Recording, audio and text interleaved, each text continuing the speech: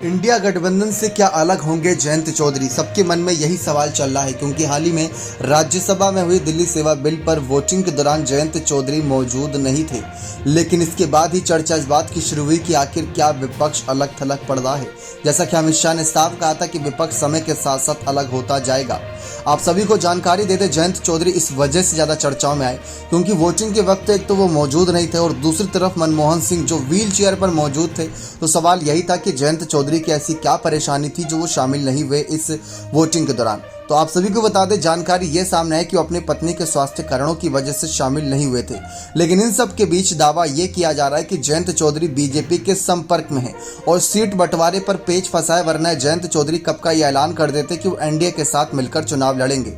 सूत्रों के मुताबिक यही जानकारी सामने आई। जयंत ने यूपी में 5 लोकसभा सीटों की मांग की है।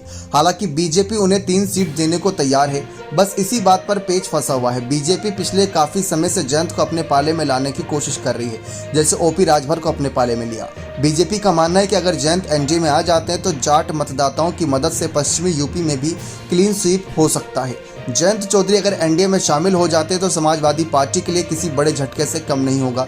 ऐसे में यूपी में बीजेपी के खिलाफ इंडिया गठबंधन की लड़ाई और कमजोर हो जाएगी।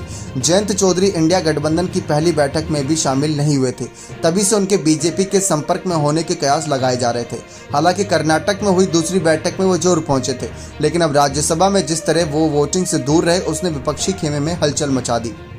लेकिन इसी के बाद आरएलडी के प्रवक्ता ने सबके सामने आकर ये बात साफ करी कि जयंत चौधरी अपनी पत्नी के स्वास्थ्य कारणों की वजह से मौजूद नहीं थे, लेकिन उनकी राज्यसभा की कार्यवाही पर पैनी नज़र थी और इस बात की भी नज़र थी कि अगर वोट परसेंटेज थोड़ा बहुत ऊपर नीचे जाता तो जयंत चौधरी जरूर वहां पर मौजूद रहकर इंडिया गठबंधन का साथ देते। और उन्होंने ये भी कहा कि जयंत चौधरी इंडिया गठबंधन के साथ थे और आगे भी रहेंगे।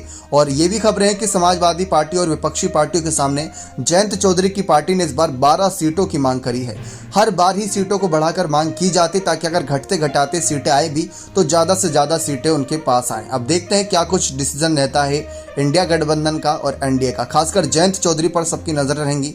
वैसे तो बात साफ है कि वो इंडिया के साथ रहेंगे, लेकिन एनडीए कभी भी कोई खेल कर सकती है और जयंत चौधरी भी कोई खेल कर सकते हैं, इस बात में कोई दोहराए नहीं। बने रहे चैनल के साथ। बहुत बहुत धन्यवाद।